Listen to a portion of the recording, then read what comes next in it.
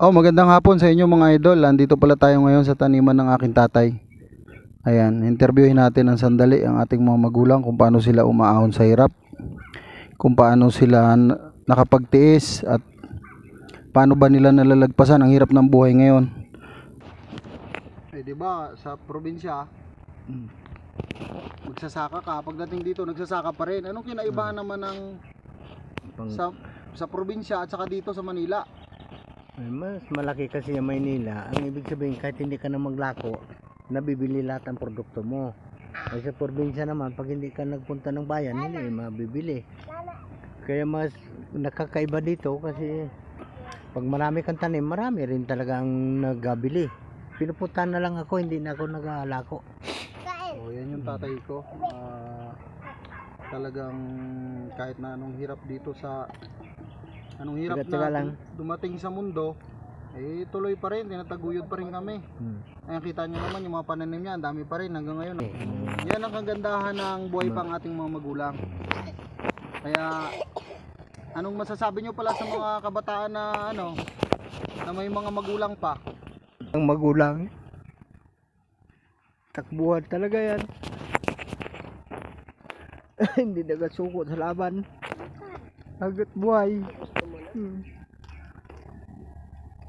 Ako naiyak lang ako dito sa mga kabataan kasi ngayon walang respeto sa magulang.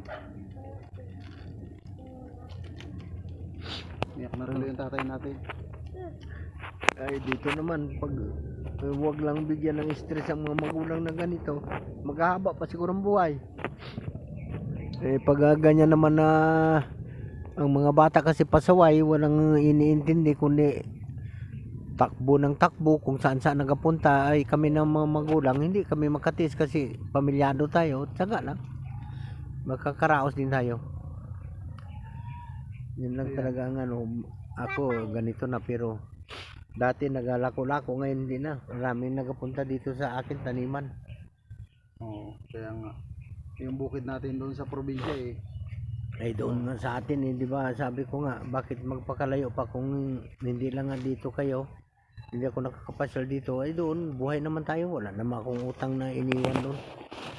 Okay lang, malakas pa yung mga magulang natin. Kaya hanggat mga magulang natin buhay pa, dapat ayun, respeto natin siyempre.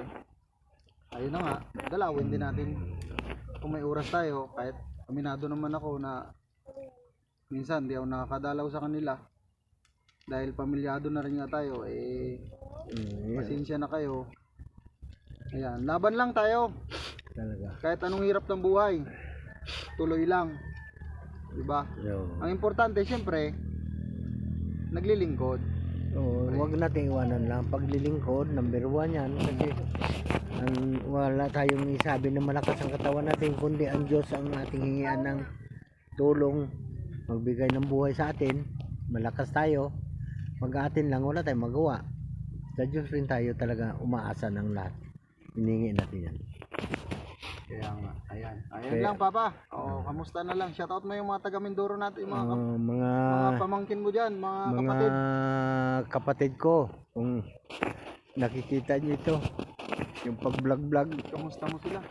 Shout out kayo dyan sa mga probinsya Mindoro, sa mga Laguna. At ito na si kuya mo, may edad na, naiiyak na lang. Sa hirap ng buhay, siyempre hindi na rin tayo makapasyal ng ganun sa kanila. Ingat kayo lagi na lang, diba? Sa kanila. Birthday ko pala sa February 7, 68 na. 68? Ayan na. Kamusta na lang kayo lahat? Kamusta kayo dyan, mga nakakita nitong aming at talagang buhay pa rin, may lakas pa. Ano masasabi mo sa mga kapatid mo sa malayong lugar? Kayo mga kapatid, magkanya-kanyang ingat tayo kasi malayo. Kung hindi nga dito sa mga ganito ay hindi tayo mabuhay, magtiyagaan lang. Ay sabi nga ni Sammy kagabi, nang sinabi nga niya na nakausap ko, ay yung nuli namin ay hindi na kami makita-kita. Sabi ko kung mag-reunion man ay magtagpo-tagpo tayo doon sa Batangas kay Robert. Diba, kasang taon nang gagawin. Oh, sige, Sige kamusta na, kayo sa tao? paalam na. Mag-ingat kayo diyan. At itong aking anak ay uuwi pa rin sila ng manugang ko. Magandang hapon sa inyo lahat. Love you. I love you.